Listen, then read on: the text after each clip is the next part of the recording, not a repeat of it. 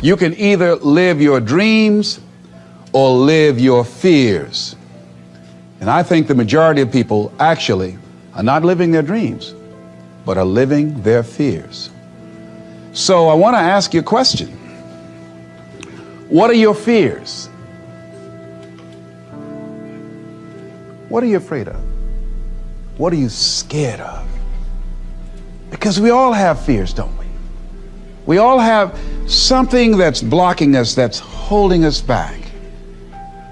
And as we begin to look at life, what we realize is that the reason that most people are not living out their true potential, are not doing all of the things that they would really like to do, is because of fear. Some people call fear false evidence or expectations appearing real.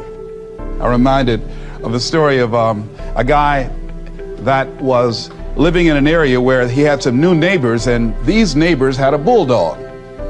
And when he came home every day, this bulldog used to chase him about a half a block from his house. Every day, he would have to streak home. I mean, he would just run. This bulldog would be right on his heels.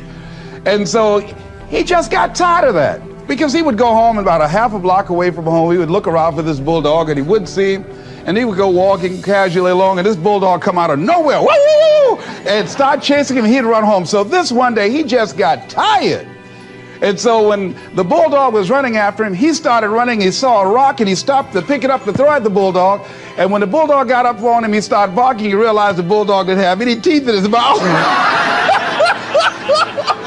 Then he started chasing the bulldog. If you don't get all away from it, because the most the bulldog could have done is gum, you know. And so, you know what? Most people go through life running scared. Running scared from things that have no teeth in them, because they're false expectations appearing real. That, see, we're brilliant enough to scare ourselves to death. You realize that? There are some people actually who get a kick out of scaring themselves to death. I remember the last frightening movie I saw. It was The Exorcist. I will never forget. I was so frightened when I came home. I'll never forget. I drove in the driveway, and I had already called my former wife and said, listen, turn the lights on. I was coming in the driveway, and I was getting out of the car, and all of a sudden I couldn't get out. I started blowing my horn. I said, Madeline, they got me, they got me. She came to the kitchen and said, take your seatbelt loose, fool. I said, oh, okay. I was frightened out of my wits. But there are a lot of people who they get off on that. They love it. I'm a person now. My brother is a paratrooper. My twin brother, he's in the military, career man. I would love to jump out of an airplane to parachute. I'm scared, though. I mean, I really admire my brother for that. I would really love to be macho man like that. What are the things that you fear that's been keeping you from living your dream?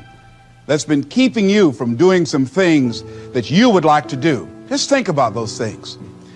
And how do we begin to handle that? Abraham Maslow said that life is about growth. And he said, you can either go back to your comfort zone, and there you won't find any growth, or you must be willing to go forward and face your fears again and again and again, because you're never going to have a fear-free existence. I mean, some fear is acceptable and legitimate. There are some things that you really should be afraid of. Now, you shouldn't allow it to immobilize you.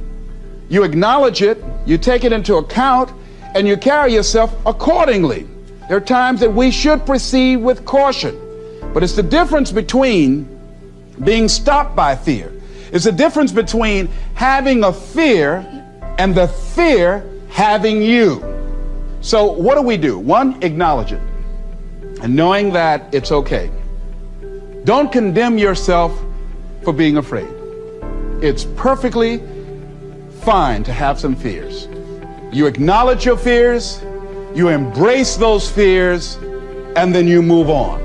You act on whatever it is that you fear. Because once you embrace it, see, what you resist will persist. What you resist will persist. So one of the most important things is to begin to embrace your fear. The fear of bodily harm, that's legitimate. When I was a disc jockey in Columbus, Ohio, you know, I was young, about 22, 23, thought I was tough, and I was on the air, and Al Green, who was a great performer at that time and still is now singing gospel music, had a record. His first hit record was Back Up Train. So a guy came in the town and was impersonating Al Green. I happened to know Al Green because I'd already booked him. And so when I found out this guy was impersonating Al Green, I came on the air and did an editorial about him, and I exposed him. He was a rather big fellow, and so he had the word out that when I see this guy Les Brown, the disc jockey, I'm going to knock him in the mouth for having a big mouth. So I was driving down Main Street in Columbus, Ohio, had my son in the car, and I always had this little saying, hey, if anybody ever put a threat on me, I'm going to make them honor it. So I saw this guy in the street. So I pull around. I said, excuse me, I'll be right back. Got out of the car. I said, hey, man, I heard you said that you were looking for me. I'm Les Brown. He said, you are? I said, yeah. I said, what is it? I'm the one that said that you are an imposter. I said, I want to know what you're going to do about it. He opened his coat and he had a gun there. I say, but whatever I said to hurt your feelings, I want you to know it's all right.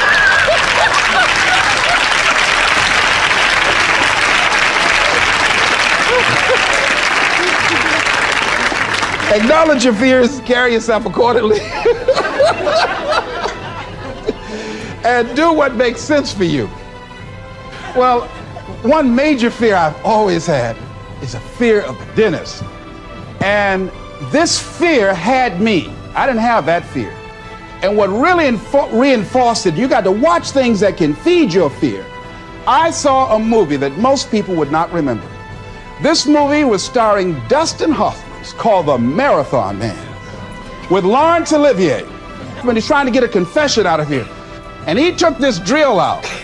Let me tell you something. When he went in Dustin Hoffman's mouth with that drill, I had $1 worth of popcorn. That popcorn went everywhere. Oh! Do you know I could not go to the dentist for 5 years? I had left broadcasting, went to the Ohio legislature, had an impacted wisdom tooth. Now that hurts. And I would call, and as soon as the people would answer the phone, I would hang up. That's how frightened I was. Dr. Hamler's office, boom, I'd hang up. Then I got to the point where I could just ask for an appointment. Hello? And I wouldn't give my real name. Because I knew I wasn't going to keep it. I'd give anybody's name. Joe Jiggly Jim, it didn't matter. Then pretty soon I got to the point where I could give my name. It was about 4 years after that, you know. I said, my name is Les Brown. Then I would call back and say, look here, due to my legislative agenda, I won't be able to make it. So the lady finally said on the phone, she said, you're scared, aren't you? I said, no, I'm not. She said, then why don't you come in?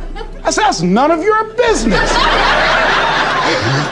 She said, you're not coming in because you're scared. I wish you just would not waste our time. And she hung up.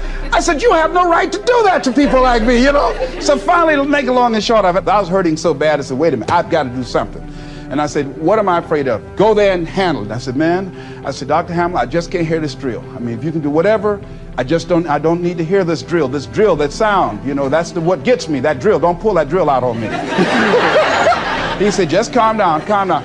And it wasn't really bad as I thought it was. One of the things you find out that when you face your fears, it's not as bad as you think it is. And when people tell you, I just can't do it, I can't handle it, I mean, really, I can't handle it, what they're envisioning is that they're not going to be here. They're going to clock out like you're going to die. And guess what? We all had occasions when we confronted our fears, we had to do something we felt uncomfortable with, we didn't want to do it, and we did not die. They didn't come take us and put us in a box somewhere.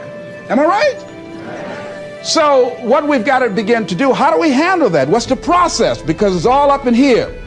One, I think, is imagine the worst case scenario. I just imagine that he went in my mouth and with this drill, and that I just croaked out.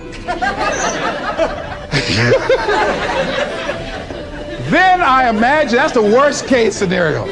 Then I had another technique I used. Visualize yourself being more than able and capable of handling it. And I used to have a tremendous inferiority complex about speaking before people that I felt who had more going for them than I did. Because I'm not college trained, I used to feel that college people were the most intelligent people on the planet. And there was nothing I had to say for them.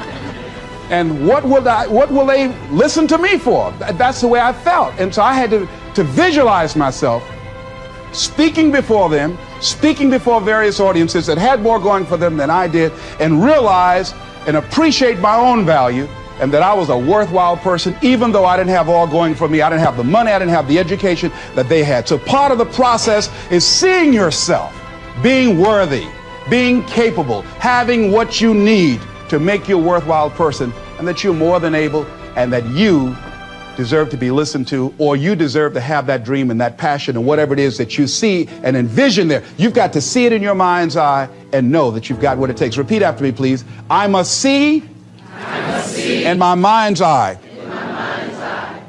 See myself. Confronting my fears. Handling my fears. I'm more than able.